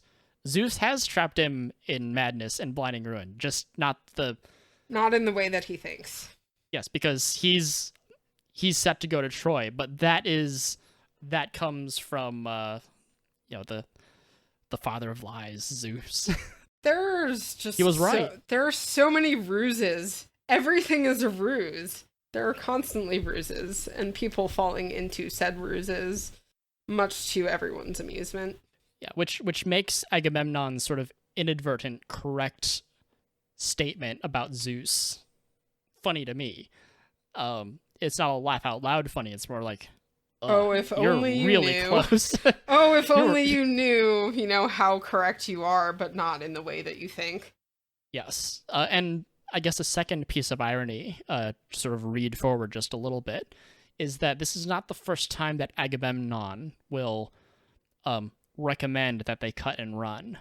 However, in future instances where he's actually being earnest, he'll be denied that opportunity. Yeah, and no one will want to do that. A little bit like the boy who cried wolf, almost, and people are like, all right, you said this before, but are we really doing this? I don't think we should do this. Sort of, yeah, especially when they're in the thick of things. But again, we'll get to those. I'm saying this a lot. We'll get to that later. But that's another thing to keep an eye out for, which is Agamemnon's... It's cast as cowardice, but it's very much the correct decision to run away, given what's about to happen to them. Agamemnon is very inadvertently correct more times than I think is fair for any one human to be inadvertently correct. It's a theme. It's definitely a theme. Yeah, Agamemnon is a very tragic character. He's always this close, it feels, but he never quite makes it. He's one of those people that strikes me as like someone who is smarter than a lot of other people think he is, but not quite as smart as he thinks he is. I think that's a fair assessment. He definitely has some strengths of character that I think really go for him. But he's still an asshole. He's a dick. Anyway, so after he sort of, again, like everyone's like, oh, let's get out of here. Athena sort of sees what's happening, or rather, Hera sees what's happening. Yeah. And she tells Athena, and this is like, we're going to see this a lot also, these messages being delivered and then recited word for word. This is why reading this book can be a little weird, because there's so much repetition packed in. Hera tells Athena to say this thing, and she's like, yes, I'll go. And then in like the next page, she's come to Odysseus. She's like, hey, you better stop. And she says like word for word what Hera tells her. Yeah, to. I wrote in the margins of that, like, real original Athena, real freaking original. I think part of what Dr. Jan said to me that kind of triggered something in my head is you also have to take into context that these were oral histories. These were performed for people. The Iliad was a performance. So when I think about these passages that get repeated, it's part of the performance. And that is part of what really changed this book for me. And especially as we get towards the cataloging of the ships, it will come more into play. But this is all a performance. These were, performed for people much in the same way that like Shakespearean plays are and stuff like that. And part of why so much is missing from these stories is because not a lot of it got written down. Yeah. Or we've lost it somehow. Exactly. On the note of repetition, it's also worth noting that the dream is repeated 3 times, but it's repeated by a different person each time. So you'd imagine that the poet would take on a different tone or a different voice for each time. Exactly. Or when Hera gives this warning to Athena to deliver to Odysseus, she might be sort of, angry or frazzled or like what? Like, this is going to ruin all of our plans if this happens. And then Athena delivers it, and maybe she's calmer. Athena seems to be a very cool as a cucumber sort of character. And that sort of characterization in that delivery is also sort of something that's probably missing. I think Athena is like the absolute definition of chill.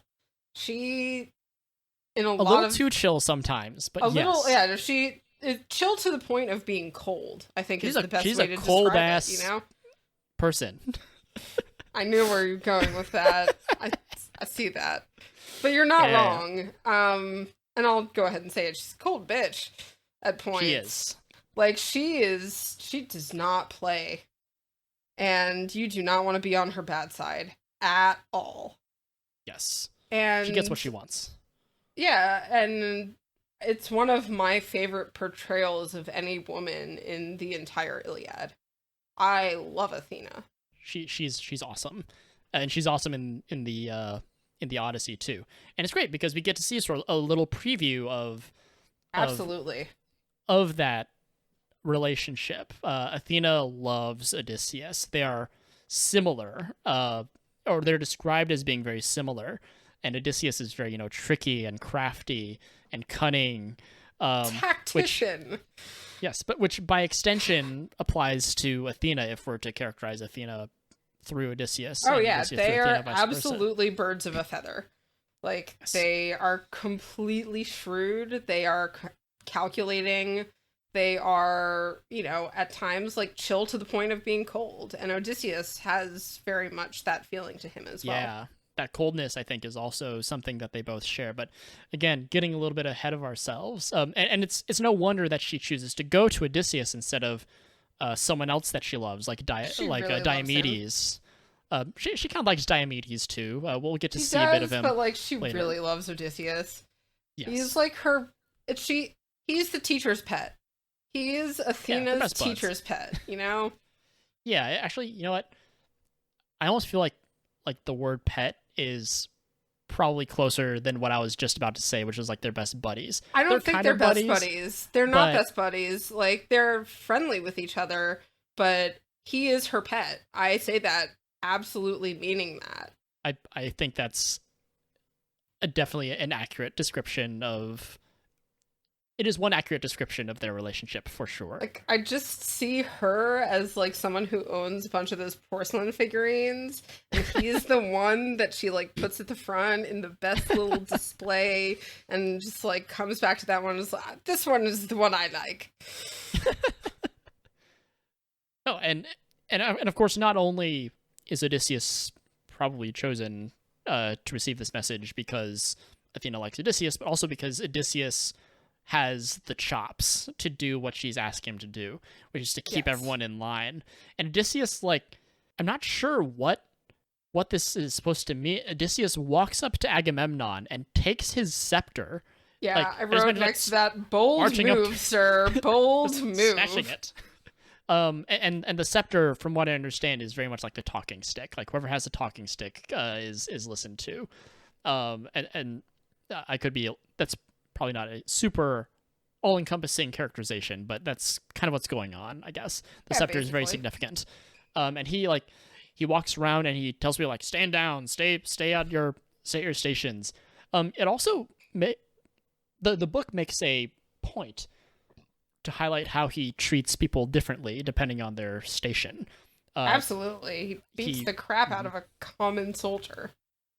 Well, we'll get to Thersites in just a moment, but broadly speaking, if you're a king, he'll he won't insult you, but he'll say, don't dishonor Agamemnon, stand your ground and stuff like that. But if he comes to a soldier or someone who isn't of rank, then he'll cut them with. Yeah, that's actually what I was referring to. I was actually not referring to Thersites. Oh, okay. There's a portion shortly before that where it literally says when he caught some common soldier shouting out, he'd beat him with the scepter and dress him down. Yeah. Showing exactly that dichotomy between how he treats those of noble stature and how he treats, your general schmo in the army who's just like, I'm just trying to do what I was told. Why does Odysseus hate all of us? Yes. And we can jump from that to Thersites. Yeah, which this is one of my favorite parts of this chapter, and I would be honored if you will let me read this description of Thersites. Yeah, go for it. Well, why don't you tell us a bit about who Thersites is and what he's doing? Why don't you do that? Oh, okay. Well, I mean, I know about as much about him as you do. He's not a recurring character, but he's this sort of. He's described as ugly and deformed, and he has like a humpback or something. Like, but he's always yelling at officers and people of rank. He's the mouthy soldier. Yeah, he makes people laugh because he's so abrasive. And he's almost kind of like the class clown. Sort of, yeah. And sometimes, in this case, the class punching bag, because he decides to level his words at Agamemnon. And this brings me to one of my favorite my favorite just descriptions of someone. His head was full of obscenities, teeming with rant, all for no good reason, insubordinate, baiting the kings, anything to provoke some laughter from the troops. Here was the ugliest man who ever came to Troy. Holy crap. Could they roast this guy any harder? I feel like it's calling me out just a little bit. Head full of obscenities for no good reason. The fact that you feel attacked by this says so much about your character. Means I'm honest. Means I'm honest with myself. Oh yeah, and he does exactly that. He lets Agamemnon have it. He's like, you take all the hot ladies and the shiniest loot. Like, hey, you get all the cool stuff. We're constantly getting dicked over. What gives? Yeah. And as I alluded to earlier, Odysseus sort of beats him down and dresses him down in front of everyone. Everyone points and laughs and stuff. But what I find particularly interesting about this is, especially since the poet explicitly called out how different people are treated differently, Thersites basically echoes exactly what Achilles said in book 1. He basically says the exact same thing. Like, if they could have a conversation, they'd be in complete agreement. Like, look at this guy over here. Although Where does he get the nerve? It does say that Achilles really hates him. But he does not. He does not care for him. But on this, they could at least share drinks.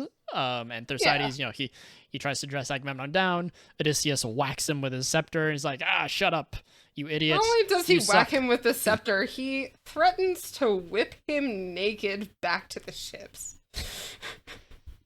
Which admittedly is sort of a funny image. Yeah, it was great. If not a little. it's a little bit of comic relief. He literally says, if I don't grab you, strip the clothing off you, cloak, tunic, and rags that wrap your private parts, and whip you howling naked back to the fast ships, out of the army's muster, whip you like a cur. Like, he cannot emphasize how little he thinks of this guy. Yes. Although and as funny as it is, it does also show how much, I guess, complicit hypocrisy the people engage in. Because, again, this is exactly what Achilles said, and no one was going after him. No one is griping when someone who's born of noble, or even really godly stature, because Thetis is a god, isn't she? And but as soon as a common ugly Joe Schmo says it, everyone's like, "How dare you?" Exactly. Odysseus is just like, "How dare you? How very dare you?" And what I think is funny is that Odysseus ends up dressing down Agamemnon in a similar way. Not for the same reasons, but I think for what I mentioned earlier, which is when Agamemnon suggests they sail away and run. Odysseus has some choice words for him there, and many other people as well. So it's not that Agamemnon is beyond reproach; it's that Agamemnon should not be spoken to by someone of that rank, which is just, I guess, a showcase of how things work around here.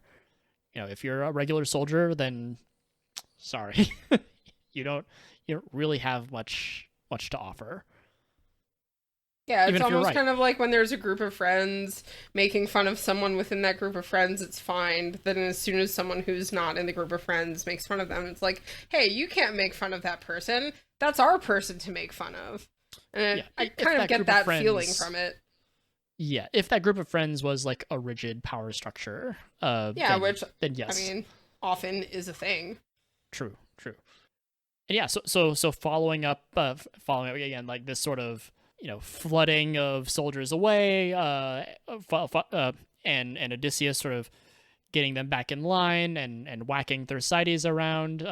Odysseus sort of rounds up the troops and reminds them of that prophecy that I mentioned, which is that Zeus, through very complicated imagery,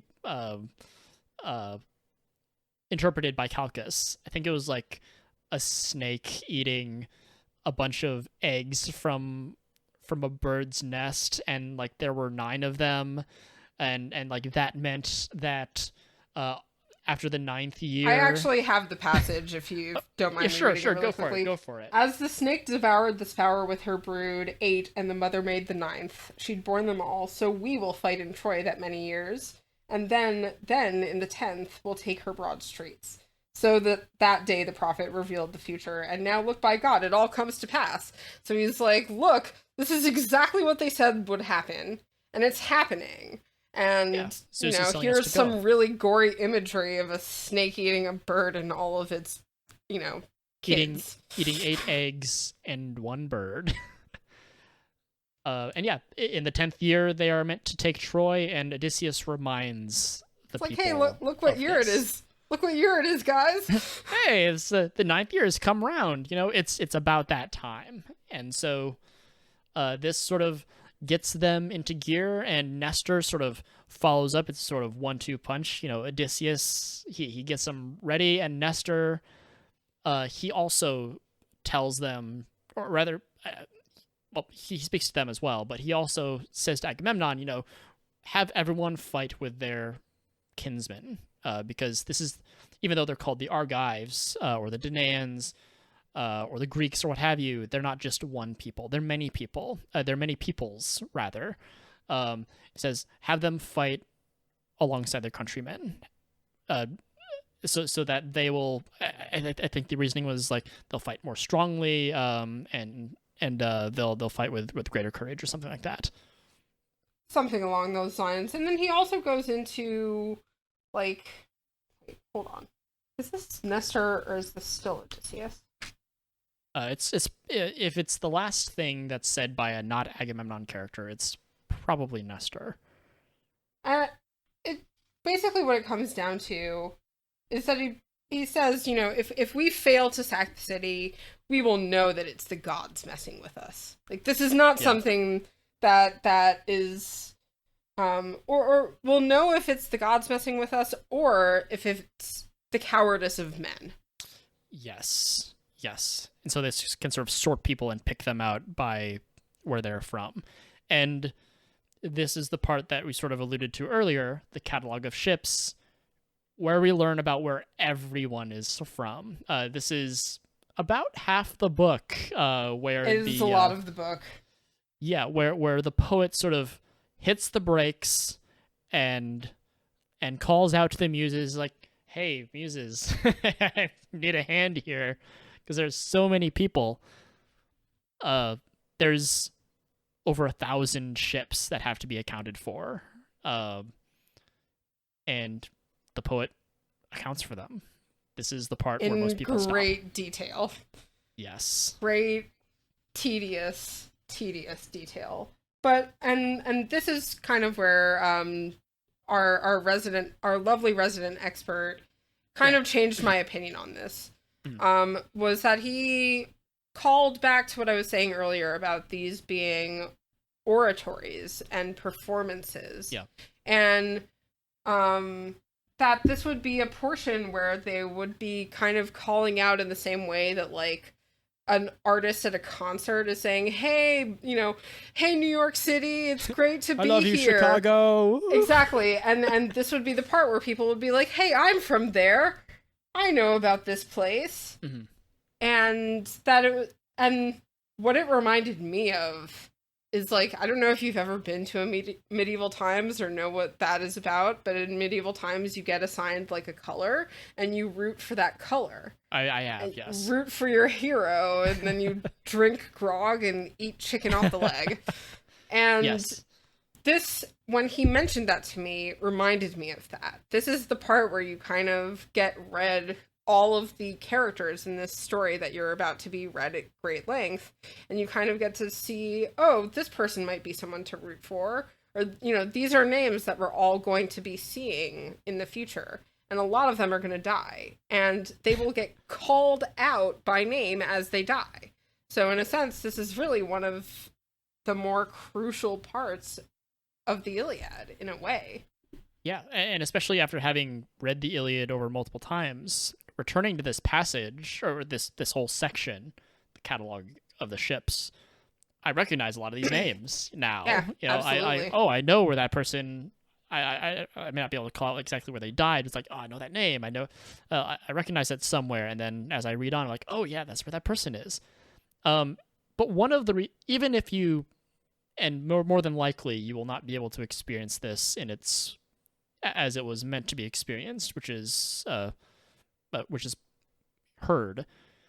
One of the reasons I really like this section, the catalog of the ships, is that it shows just how many peoples Agamemnon has behind him. And Agamemnon is called Lord of Men, right? Like, he's Lord of a lot of freaking men. Yeah, in the proem, you know, it's Agamemnon, Lord of Men, and brilliant Achilles. Agamemnon is very much Lord of Men. He has so many men.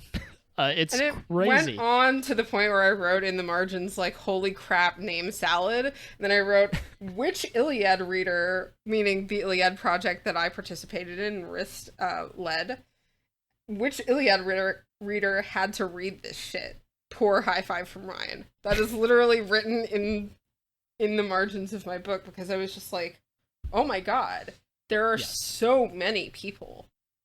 Yes.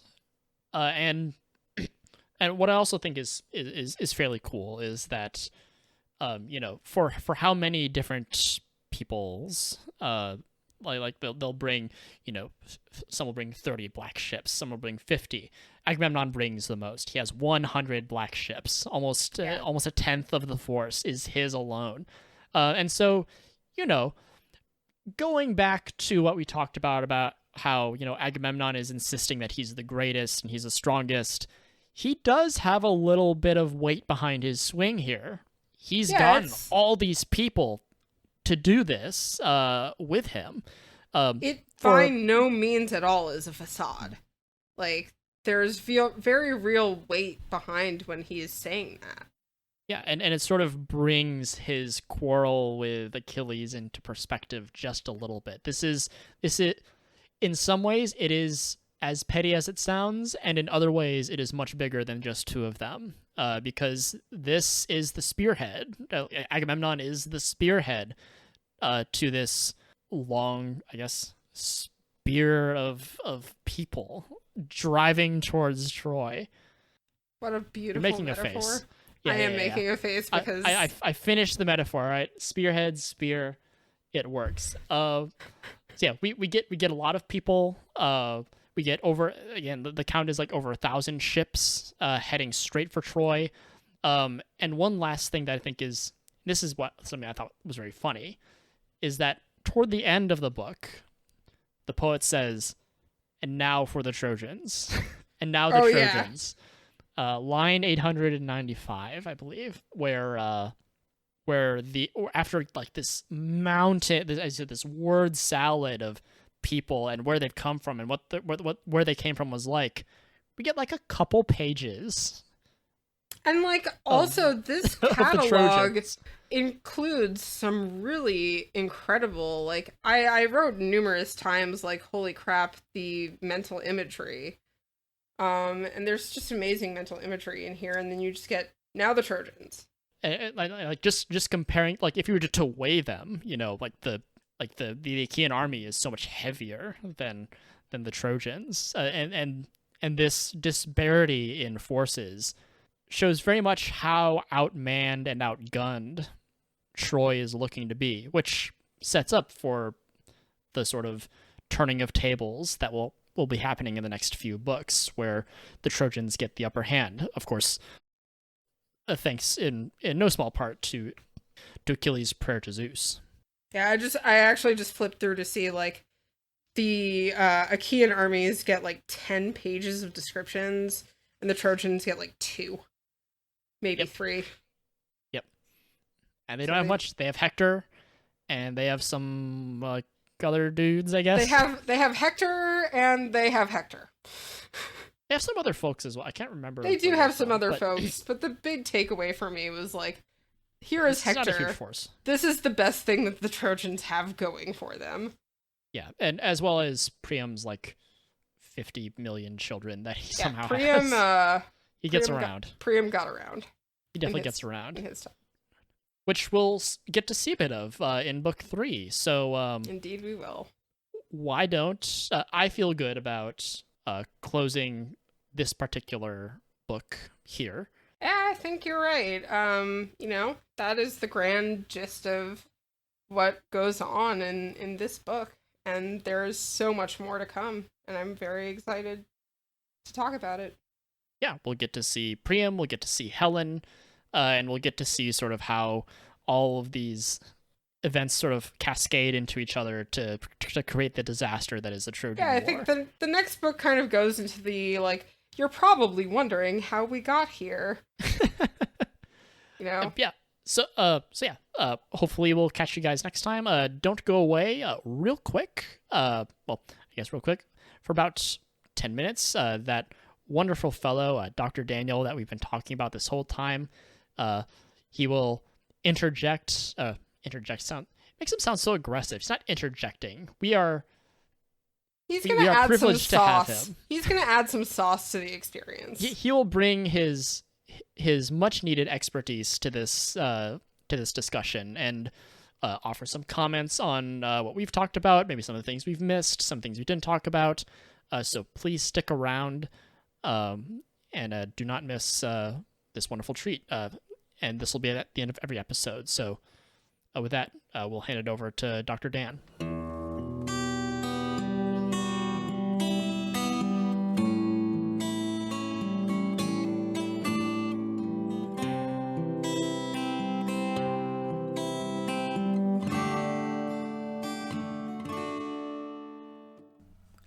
Hello, everyone. My name is Daniel, or Dr. Daniel, Dr. Dan, as Wriste and Llama said, also known as the Dancing Grad or Grad to the Twitch communities that I'm a part of, and I'm very excited to be here as the quote-unquote resident expert for Homeward Bound. Great expectations. Yikes. In terms of my credentials, I am actually a teacher of classics at the college level. I teach Latin, ancient Greek, and ancient civilization, so I have a very deep, abiding love of the Iliad and the Odyssey and all things Homeric. My task here at the end of the episode is to offer some thoughts on Wriste and Llama's conversation from my perspective as a classicist, and to pick up on some of the threads that they very tantalizingly left me to pick up on from their conversation. There are 4 points that I want to pull out of their discussion of books 1 and 2 of the Iliad. Technically, 2 of them come from their discussion of book 1, 2 of them come from their discussion of book 2, but in a lot of ways, the points that I'm about to make apply to the poem more generally, beyond the confines of book 1 or book 2. The first point regards the book titles that Wriste and Llama called out at the beginning of discussing Book 1, particularly as Fagles calls them, Book 1, The Rage of Achilles, and Book 2, The Great Gathering of Armies. The Iliad is a very, very long work, almost 16,000 lines of poetry in the ancient Greek, and canonically, in every translation that we have today, in most modern editions, the epic is split up into 24 different books. Fagles, in his translation, gives each of these books titles, The Rage of Achilles, The Great Gathering of Armies, but the thing to keep in mind is that these book titles are not ancient. They did not get transmitted with the ancient text. These are just summaries, basically, given to each book by Fagles himself. This can lead us into larger questions that we really don't have the time to answer right now, and in fact, some of these questions don't even necessarily have a correct answer that we can definitively prove. When was the Iliad originally written down? Where did these 23 book divisions and 24 books originate? What's interesting to me, though, is the implications that this has for understanding what was important to Fagles in each of these books. Book 2, for example, he calls The Great Gathering of Armies, but depending on your interpretation of what's most important in the book, you could have just as easily have called Book 2 The Dream of Agamemnon. You could have called it The Smackdown of Thersites. Book 16, he calls Patroclus Fights and Dies. You could have just as easily called Book 16 the book that reduces Daniel to a blubbering mess every time he reads it because he loves Patroclus, right? There are really interesting interpretive implications for each of these titles that Fagles has given each of his books. The second point regards the character of Chryseis, the daughter of Chryses, the priest of Apollo. And unfortunately, there is not an etymological connection between crisis and Chryses. The Y in his name is the transliterated form of the Greek letter upsilon. So the Greek name is Chryses, which I believe is etymologically related to the word chrysos, which means gold. So a pretty appropriate name for a priest who's trying to ransom his daughter, give gold, give fine things in order to buy his daughter back, essentially. But the larger point here revolves around the objectification of Chryseis. She and Briseis, Achilles' war concubine or war prize, are more generally known as what is called a geras in Homeric terminology, Geras, which is basically a war prize. The reception of a geras, of a prize, bolsters a warrior's glory or renown, which is known as kleos, K-L-E-O-S, essentially is the transliteration there. And kleos is the very thing that every Homeric warrior is driving after. You earn kleos, you earn your wartime glory by going into the battlefield, killing a bunch of folks, and taking their stuff. Both their material means, their material goods, and also their people. So the objectification of Chryseis and Briseis as basically objects that are being bartered around is sort of built into the culture at this time. Homeric warrior culture is all about earning kleos. Kleos needs to be reified, needs to be supported, needs to be demonstrated by the reception of a geros. So what's at stake for Agamemnon here in losing Chryseis as his geros is that without his geros, he doesn't have Kleos. Without his Kleos, he is not the best, he is not the Onyx Andron. He's not the Lord of Men. He's not the leader of the Greeks because he doesn't have the thing that he can point to and say, look, there's my prize. That's the manifestation of my glory. So that's what's at stake here. And I do believe that Wriste and Llama were onto something in saying that Agamemnon targets Achilles for his basically insubordination in choosing Briseis as the prize that he's going to take to replace Chryseis, because it's all about basically warriors trying to earn glory by whatever means necessary, including killing and taking stuff from the battlefield and from the towns that are being pillaged, and also from others if the occasion should so call for it. The third point regards the repetitions that Wriste and Llama talked about, primarily in Book 2, but repetition is a key feature of the Homeric poems. It appears in every single book of the Iliad and the Odyssey, and it can range from things like individual words, for example, little adjectives that get attached to the same character whenever that character's name shows up. So, for example, gleaming-eyed Athena, white-armed Hera, rosy-fingered Dawn. These adjectives get repeated again and again, attached to the same name over and over again. It can range from single words like that to line-long formulas. So, for example, there's a closing formula whenever somebody is done speaking, hos fato, thus he or she spoke, thus they spoke. And repetitions can also involve long passages as well. So this is what Wriste pointed out with the dream in Book 2 getting repeated basically 3 different times, verbatim, word for word. Llama pointed out the instructions of Hera being repeated word for word by Athena. And when we think about the original performance context of these poems, we have these bards that are traveling around basically extemporizing this poem, performing it from their heads. They didn't have a script in front of them to guide their performance. So it makes a lot of sense from a performance standpoint to have basically set pieces, things that you can rattle off and insert into your performance that help you move the story along. And repetitions are key in that regard. It's important for the bard, but it's also important for the audience as well to understand the importance of an epithet or a line or a long passage like the dream. I liken this to when I'm teaching in front of a classroom, and my students know that they're supposed to be taking notes, but it often takes a little bit of help for them to realize this is what they need to write down. So I'll stand there in front of the classroom and say something like, the definition of epic is that an epic is a long sustained narrative about heroic exploits and heroic deeds, often having to do with war. And my students will look back at me. And then I'll say it again. An epic is a long sustained narrative about heroic exploits and heroic deeds, and give my students a significant look. And it's at this point that my students realize, this is really important. Oh, wow, okay. And they start picking up their pens. And then I say it a third time. An epic is a long, sustained narrative about heroic exploits and heroic deeds, often having to do with war. And then they start writing it down in their notes. Looking at repetition on the printed page versus hearing repetition as an audience member is a completely different experience. When you have a text in front of you and you can point to the same passage on this page and this page, it strikes you as odd. But when you're an audience member taking it in orally through your ears, all of a sudden, repetition really helps you understand what's going on and understand what's important. So repetition, a key feature of the Homeric poems. And the last point that I want to make is a really quick answer to something that Wriste asked, which is basically, why did it take until year 9 of the war for Agamemnon to make this onslaught of the Greeks against the Trojans?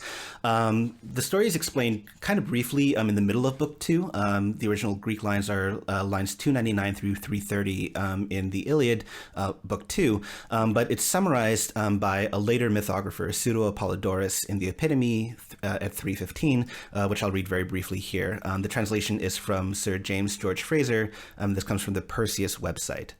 When the Greek army, when the armament was in Aulis, basically the landing point before the Greek army went on to Troy, after sacrifice to Apollo, a serpent darted from the altar beside the neighboring plane tree in which there was a nest, and having consumed the 8 sparrows in the nest, together with the mother bird, which made the 9th, it was turned to stone. Calchas, the prophet, said that this sign was given them by the will of Zeus, and he inferred from what had happened that Troy was destined to be taken in a period of 10 years, and they made ready to sail against Troy. So basically, it was fated that the Greeks would not take Troy until the 10th year of the war, and the events of the Iliad basically take place before that time period is supposed to come to fruition. So that wraps up my comments on Wriste and Llama's excellent conversation about books 1 and 2 of the Iliad. I really enjoyed their conversation, and I'm really excited to see what they have to say about the coming books of the Iliad and the Odyssey. With that, I'll throw it back to Wriste and Llama.